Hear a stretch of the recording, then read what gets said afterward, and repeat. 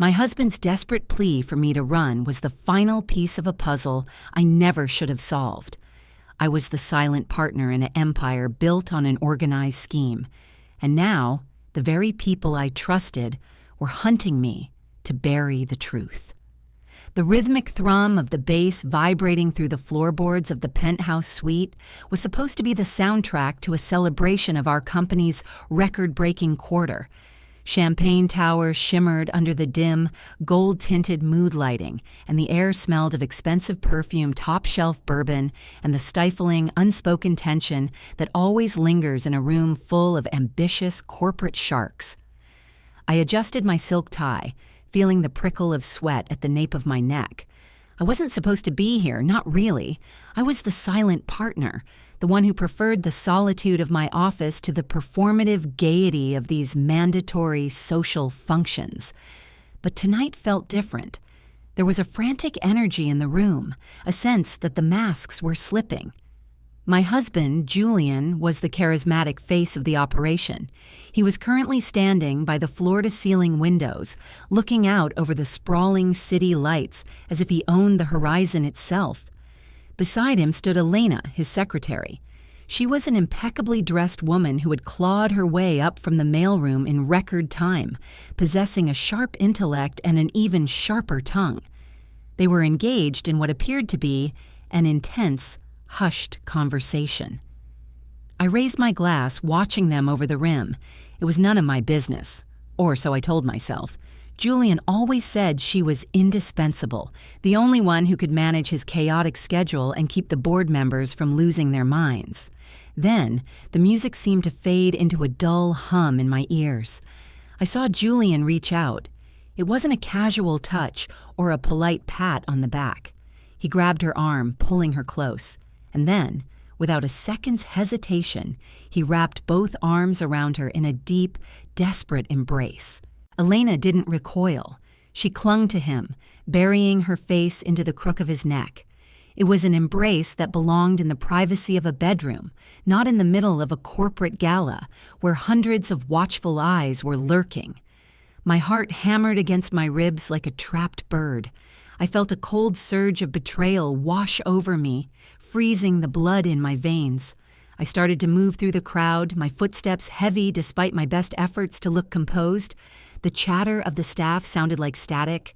I didn't care who saw me. I didn't care about the optics or the potential for a scene. I just needed to look into his eyes and ask him exactly when our marriage had become a charade. But just as I cleared a path through a cluster of senior analysts, the massive mahogany doors at the far end of the room swung open with a resounding thud. The room went deathly silent. The music cut out as if someone had pulled a plug.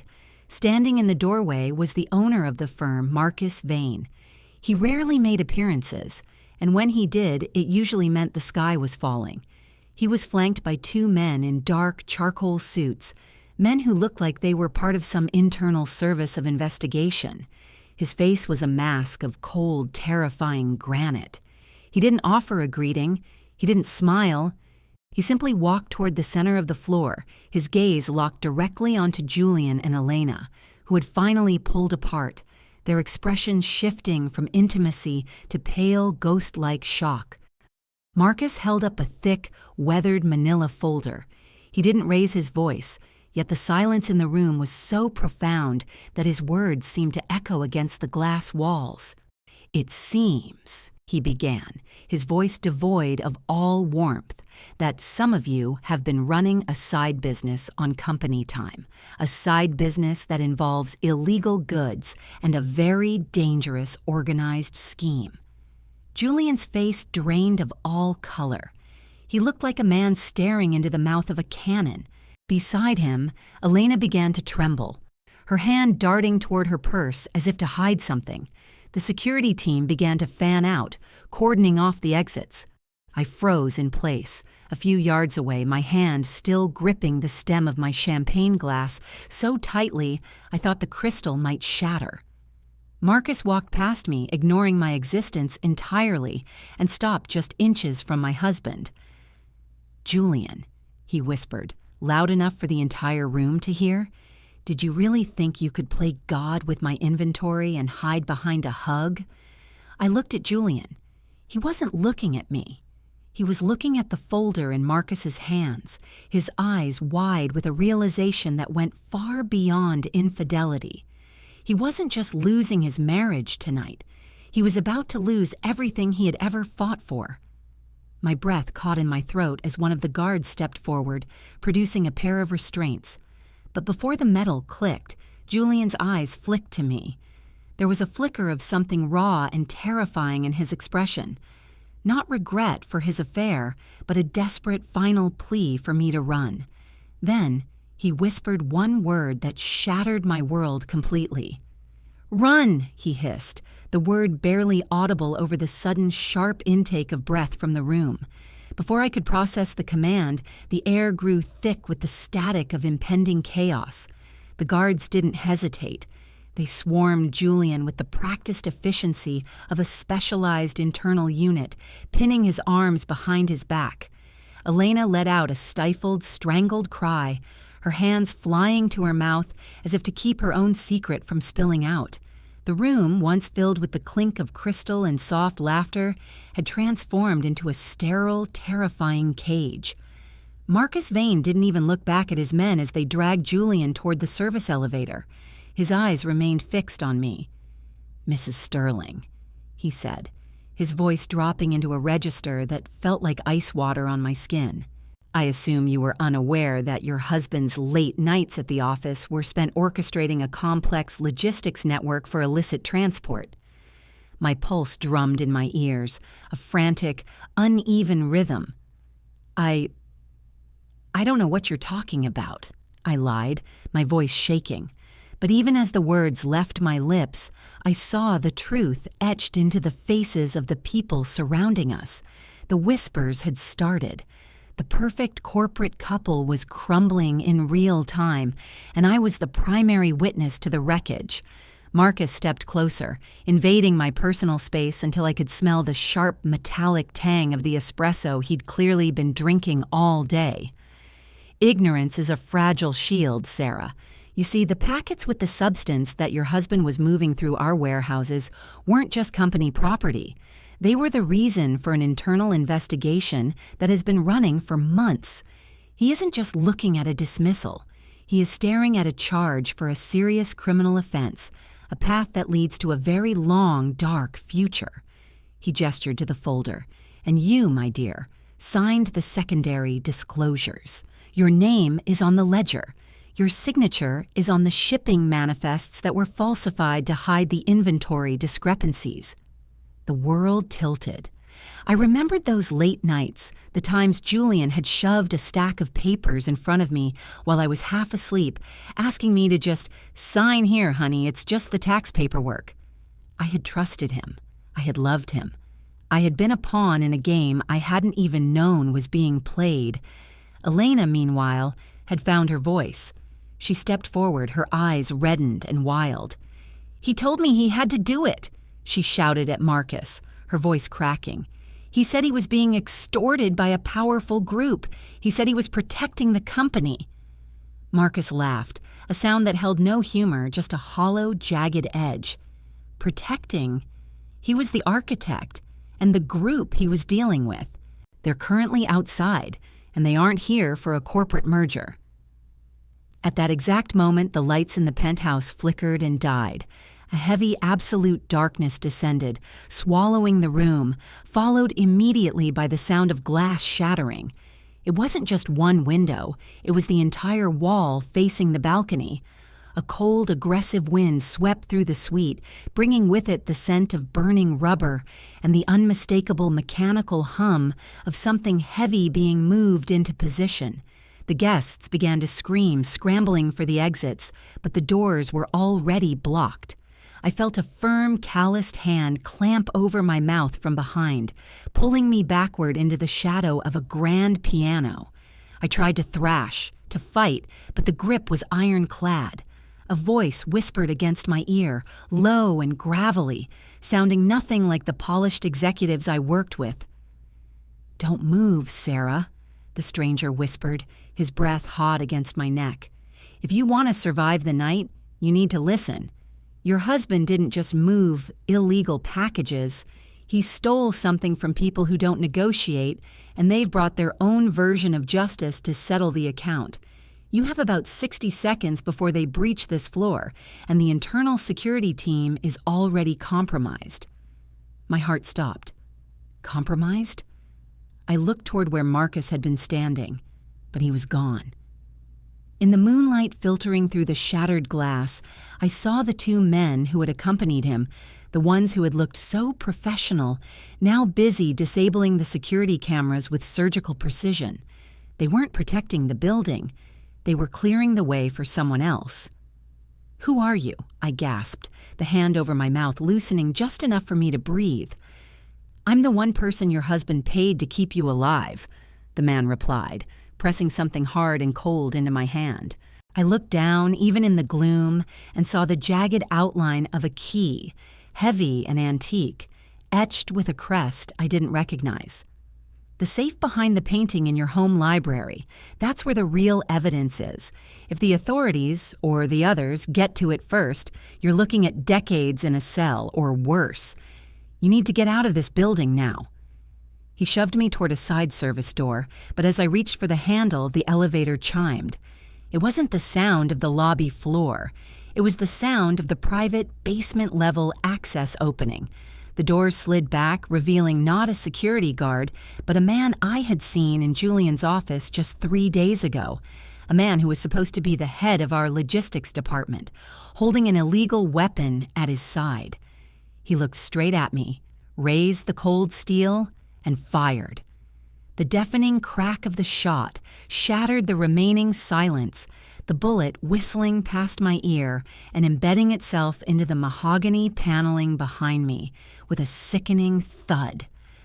I dove behind the heavy marble bar, my heart thundering against my ribs like a trapped animal. The stranger who had whispered to me, the one who called himself my protector, was gone. Vanished into the shadows, leaving me entirely alone with the man from logistics who clearly wasn't looking for a corporate report. "Sarah!" The voice echoed through the vast, darkened room. It was cold, detached, and utterly devoid of mercy. "You don't need to make this difficult. Just hand over the drive. Julian already gave us the access codes. He's already given us everything." I huddled on the cold marble floor, my breath hitching in my throat. The antique key the stranger had given me felt heavy and jagged in my palm, digging into my skin. Was it a lifeline or a death sentence? If Julian had already given them the codes, why was this man hunting me? I crawled toward the service door, my silk gown tearing against the shards of glass littering the floor. I reached the corridor and scrambled into the darkened stairwell, my heels clicking frantically against the concrete. I didn't dare look back. I had to reach the parking garage. I had to get to our home, to that library, to that safe. If the evidence was there, it was the only thing that could clear my name or, at the very least, bargain for my life. The stairwell was deathly quiet save for the echo of my own jagged breathing. I descended floor after floor, my legs burning, until I finally burst out into the dim, cavernous silence of the basement parking garage. Rows of luxury cars sat like silent sentinels under the flickering hum of the overhead lights. I spotted my sedan, but as I reached for my keys, the sound of a heavy steel door slamming shut behind me froze my blood. A tall figure emerged from the shadows near the concrete pillars. It wasn't the man from the office. It was Elena. Her makeup was ruined, smudged like war paint across her pale cheeks, and she was holding a thick, silver-colored envelope. She looked exhausted, broken, and terrified. "They're going to kill us both, Sarah," she sobbed, her voice trembling. "They don't care about the logistics or the paperwork. They're erasing the entire department. I managed to grab this from the office before they locked everything down. It's not just the inventory records. It's the names. The real names of who is behind the organized scheme." She held the envelope out, her hands shaking uncontrollably. "I can't carry it. If they find it on me, I'm a ghost. You're the only one they think is still in the dark. Take it, please." I looked at the envelope, then at the key in my hand. The weight of it all was suffocating. I reached out, my fingers brushing against the paper, when suddenly the screech of tires tore through the garage. A black SUV barreled around the corner, its high beams blinding us instantly. I threw myself to the side, rolling behind a pillar just as the vehicle slammed into the concrete where Elena had been standing. She screamed, but the sound was cut short by the roar of the engine and the screech of grinding metal. The SUV didn't stop. It reversed, turning sharply toward me. I scrambled to my feet, clutching the envelope and the key, and sprinted toward the narrow maintenance crawl space I knew led to the street level. I burst out into the cool night air, the rain slicking the pavement of the alleyway behind the building. I didn't stop running until I reached the main road, my lungs screaming for air. I ducked into the shadows of a loading dock, trying to blend into the darkness. I pulled out my phone, intending to call the police, but the screen flashed with a single chilling notification from an unknown number. It was a photo. It had been taken from across the street, seconds ago. It showed me standing in the alleyway, shivering and terrified. Underneath the photo was a simple, terrifying text.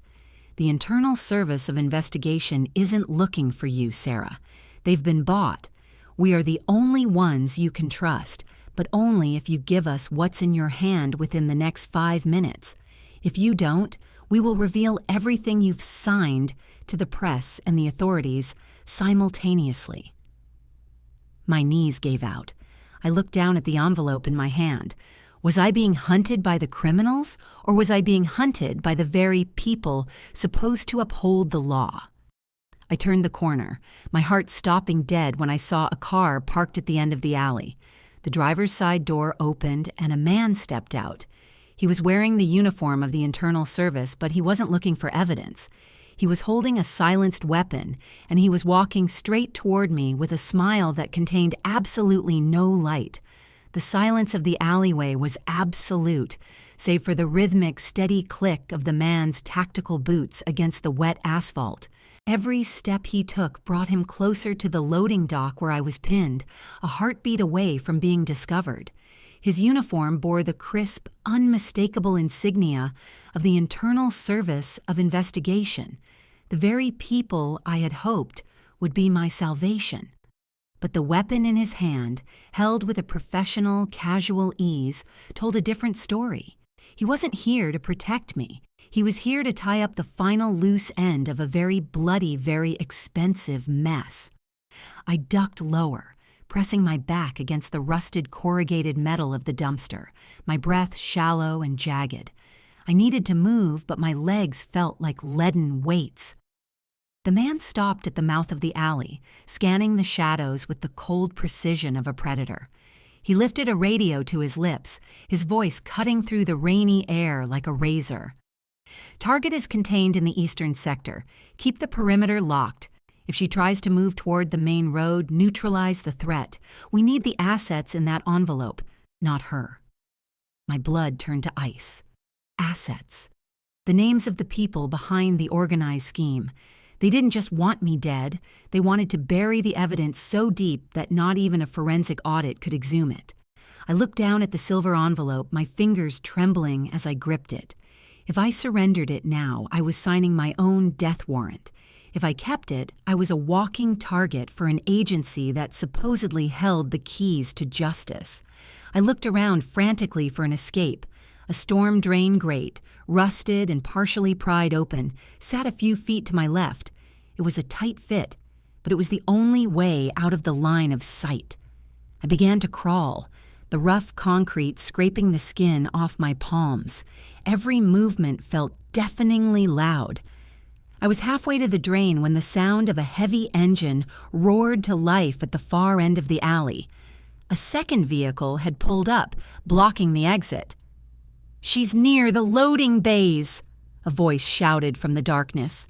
A bright, blinding tactical flashlight swept the alley, the beam cutting through the gloom like a searchlight. It danced over the crates, the puddles, and then, inexorably, it locked onto the space behind the dumpster where I was huddled. I didn't wait.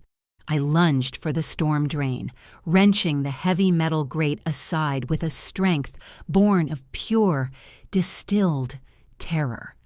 I slid into the darkness of the subterranean pipe just as a hail of bullets chewed through the metal of the dumpster I had been hiding behind.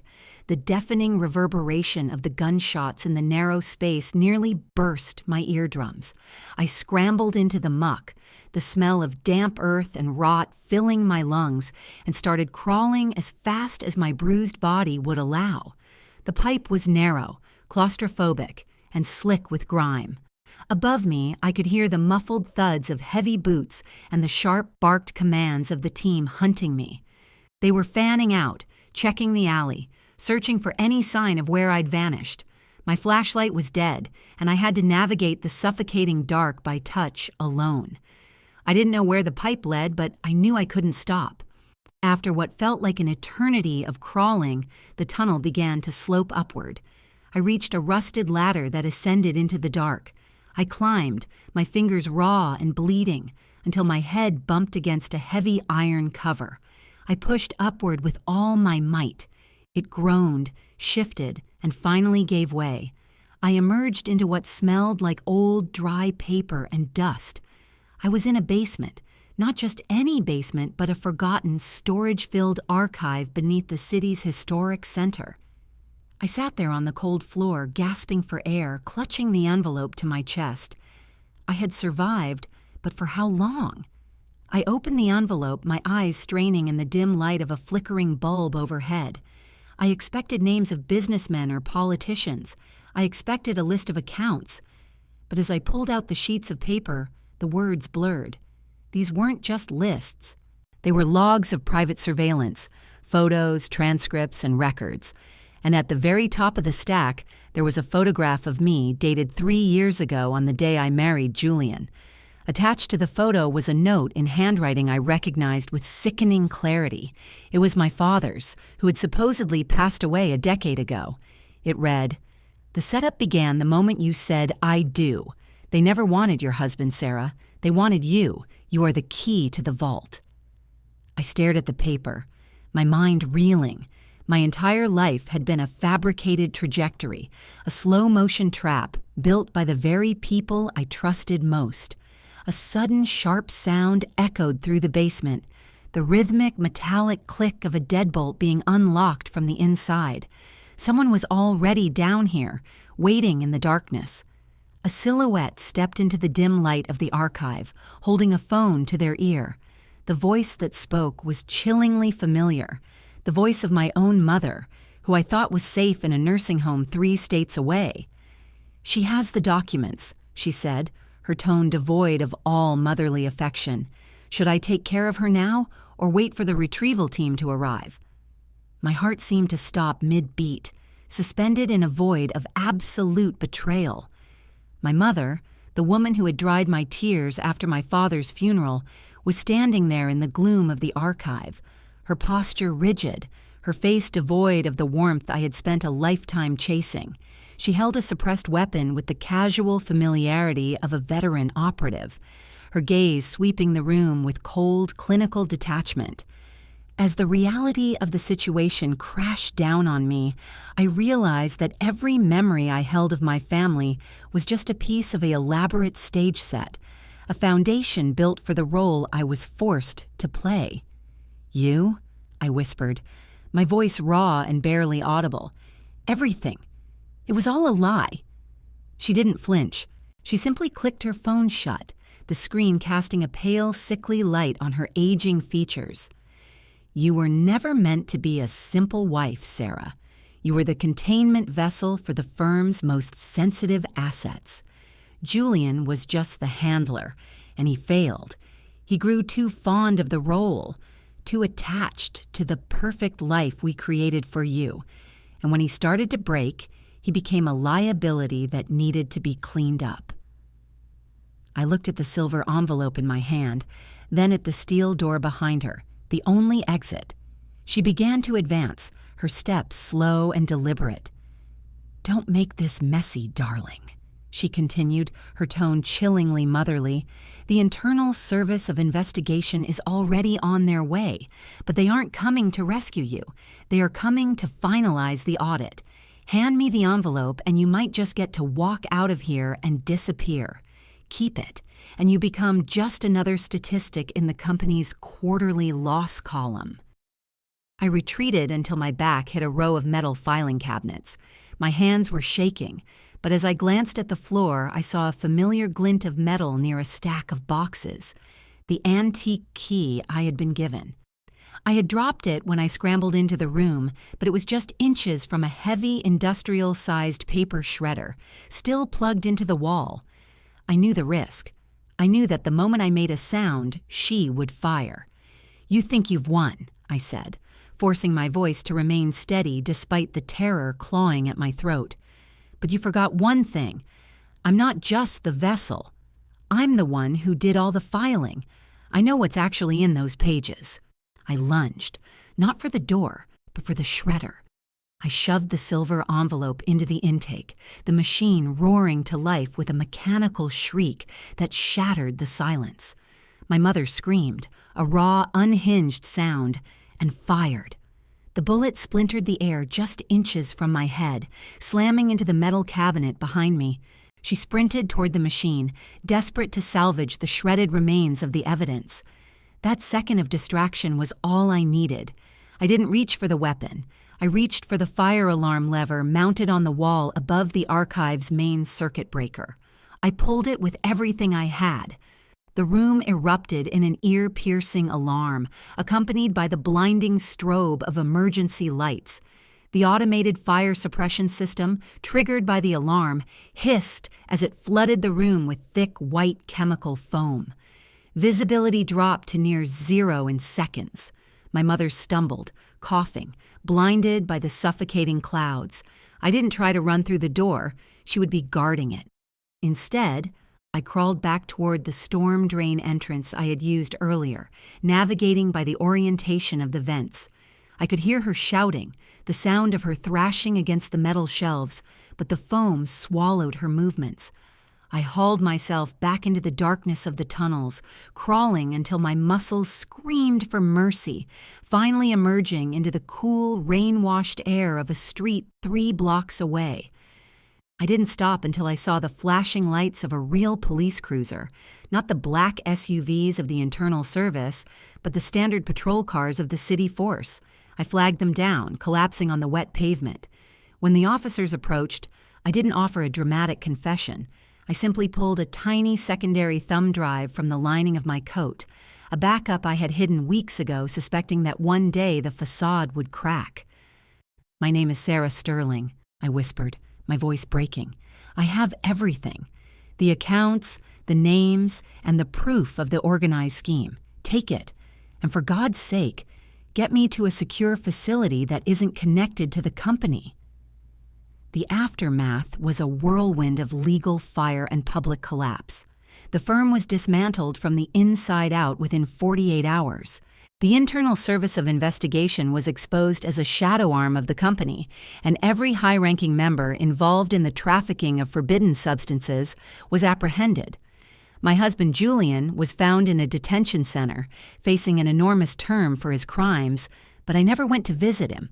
I never looked back. I started over under a new name in a town where no one knew who I was or what my signature was worth. The fear took a long time to fade, and the nightmares of that night still come in flashes of white foam and cold steel.